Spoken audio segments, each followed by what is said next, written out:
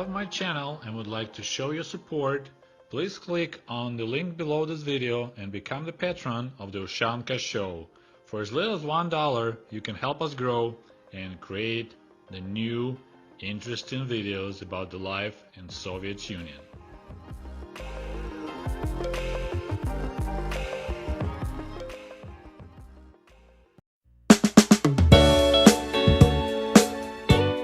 Hello comrades, and welcome back to the Ushanka Show. The topic of today's video is Soviet radio. Speaking of radio in Soviet Union, there's actually two different radio systems existed in Soviet Union. One was, of course, wireless radio transmissions, and also we had wired radio transmissions, or almost I want to say cable radio. What it was, since 1925, Soviet government was pushing really hard to have pretty much every household in Soviet Union to have a radio in the house or in the apartment. So they had, like, it's pretty much looked like a phone cable, really skinny copper wires, and then you have a little radio receiver so you can listen to radio programs. And this is the picture right here. This is my grandfather, my grandma, and my mom when she was around 5 years old. So this picture was taken by my uncle in probably 1953.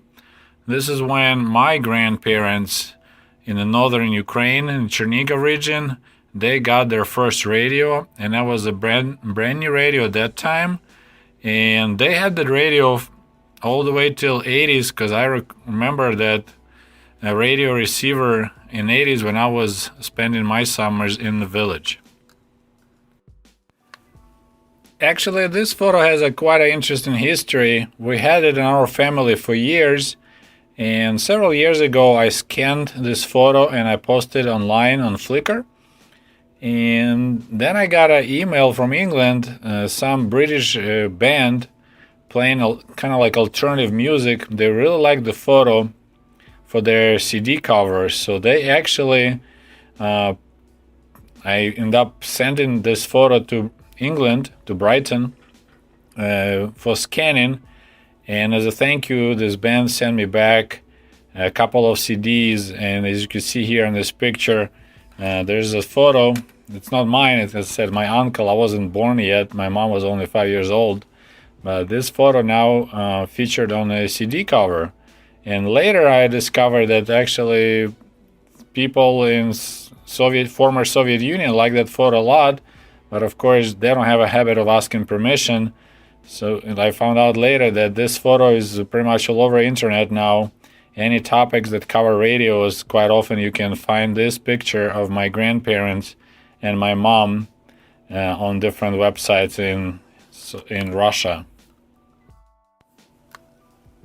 So the way the wired radio worked, like our apartment had two radio outlets. So right next to the power outlet, there'll be a radio outlet.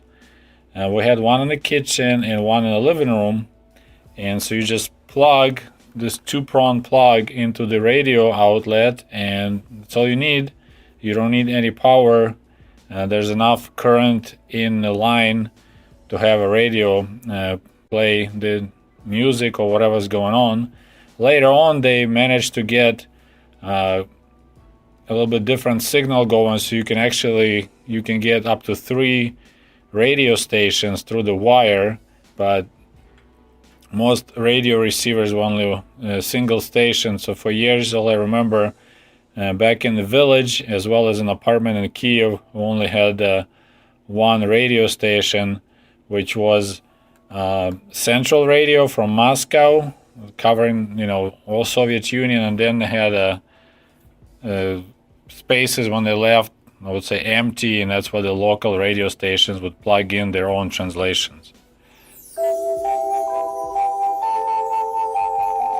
So here you go. This is how every morning started in Soviet Union. It's exactly at 6 a.m. there'll be the Soviet anthem playing, and after that, the latest news will be transmitted. Говорит Москва. Московское время 8 часов. Then, exactly at midnight, there'll be one more Soviet anthem, and this is how the day will be over. And for example, my father, he had to get up at 6 a.m. To go to work.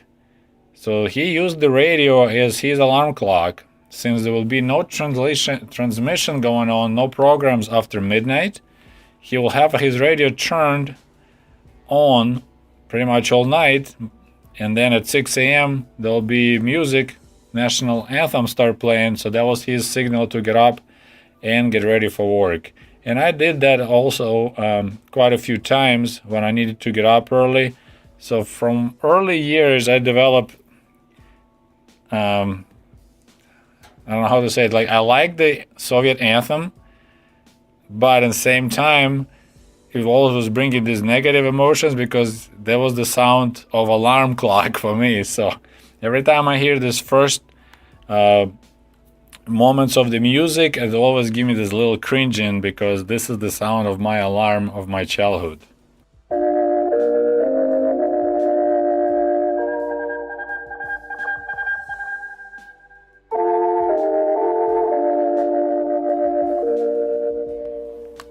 So there were several radio programs that I still remember. As I mentioned, it would be 6 a.m. news. Then I believe at 7 a.m. we'll have a program for kids during the school days called Pionierskaya Zorika.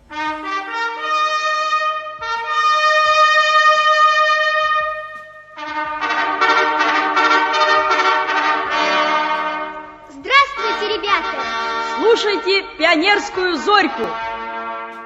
So there's like young pioneers, as if you remember the video about the Soviet school system, kids from like second till the fourth grade, they were pioneers. So they'll have this pioneer little star program at 7 a.m. and this is how the soundtrack sounded for it.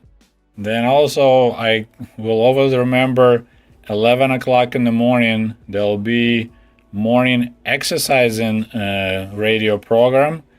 There'll be a piano playing music and a guy will be explaining how to do different exercises for stretching.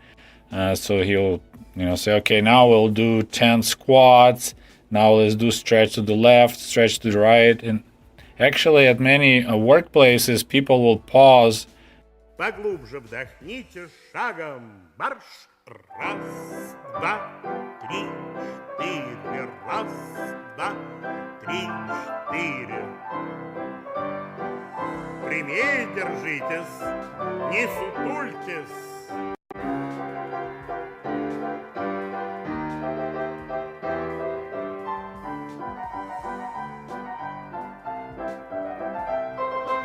Раз, два, три, четыре. Заканчиваем.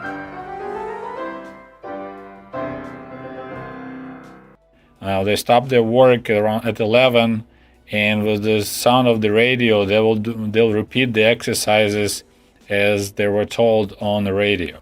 And as well as, if you remember the Soviet TV, they would have no programs between like 1 and 3 p.m. Same with the radio. After 1 o'clock, and I believe till like 3 p.m., there'll be just the classical music playing. There will be no programs, just the classical music. And if you remember, whoever watched my video about events of Chernobyl in April of 1986, when something bad, really bad happened in Soviet Union and the government didn't know what to tell people, they would just put everything on hold, like on the radios and TV, and just play class. So that was one of the signs of something really bad happened in your country when you turn the radio on and there's the classical music. You turn TV on, the classical music. Then you know, oh my goodness, something really bad happened. Like when Brezhnev passed away, Chernenko died, Chernobyl happened. We had classical music playing on every station. Then there'll be another news program at 3 o'clock in the afternoon. But in Soviet Union, it's interesting, we didn't use AM and PM. So afternoon, there'll be 1300, and that's how they would announce on radio or TV, Moscow time, 15 o'clock. So that was kind of a weird thing for me to learn that here in America they call it military time, because it's Soviet Union, that's a normal time. Everyone knows automatically that 1500 means 3 o'clock in the afternoon, or 22 o'clock means 10 o'clock in the evening, because that's even how they announce it on the radio. It's 1500, and now it's the news. Now what I remember, at 1500 news, they will say the times in the different cities of the Soviet Union. So they'll say it's 3 o'clock or 1500 in Moscow, and on the far, far east, Petropavlovsk-Kamchatsky, there will be midnight. So they will announce like that. Petropavlovsk-Kamchatsky, polnoch. Polnoch means midnight. So this is what was going on with the wired radio. And I believe since 1957, there was actually the law in all Soviet republics, because at that time we had 15 republics, Russia, Ukraine, they all were called like Ukrainian Soviet Socialist Republic.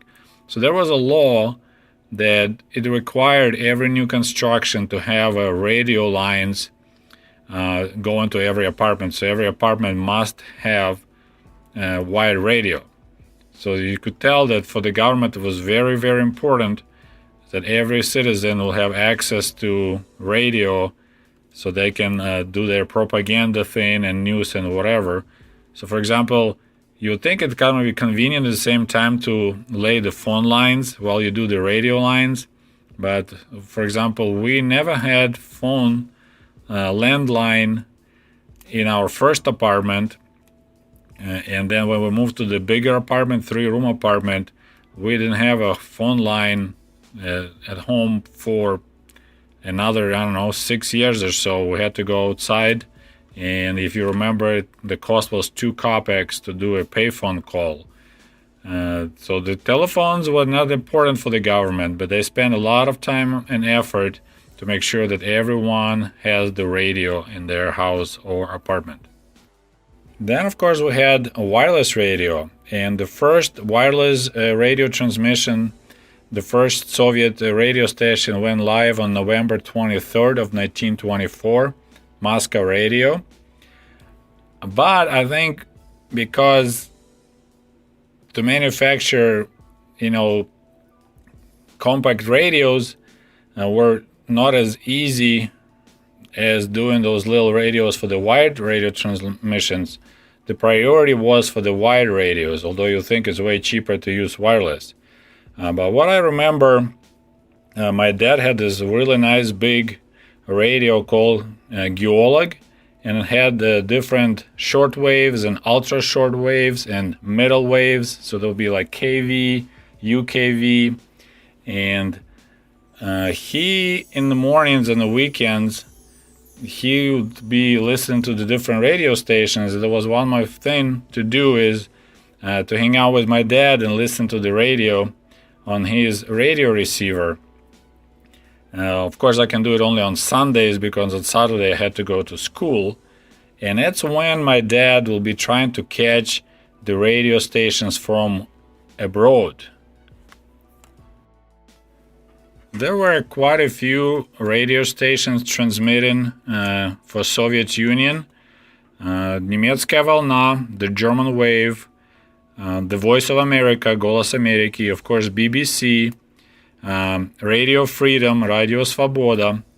But unfortunately, the Soviet government didn't like for the citizens to get an alternative information, to get alternative news or fake news, because that was really what Soviet government called it, that all those news from overseas, from the Germany, from America or England, it was fake news. So in order to protect its citizens from fake news, I can't believe I'm saying this in 2017 about events of 1980s, along the border there'll be, or next to big cities, there'll be powerful radio transmitters, the only purpose of which ones was to create noise on radio waves. So if you're trying to listen to the radio stations like German, Radio Freedom, they'll make this really loud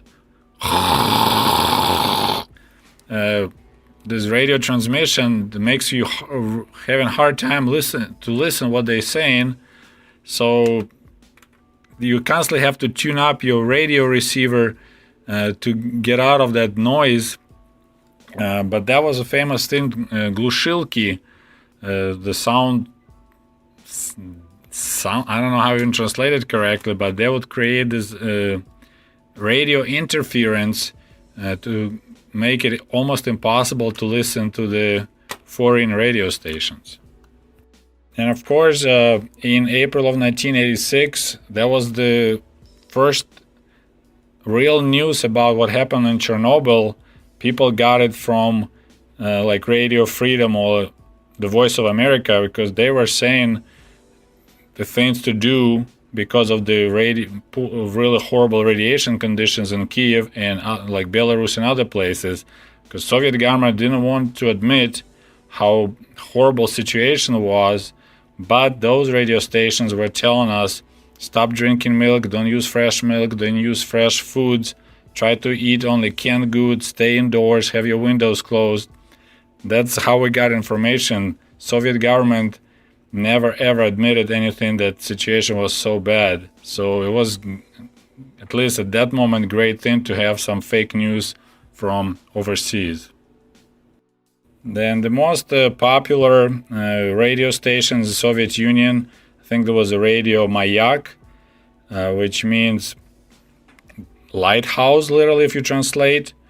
It was all over Soviet Union on a ultra short waves, and there was also like news and music and sport translations, and you probably will recognize the sound when this radio station start its translation. It sounds like this.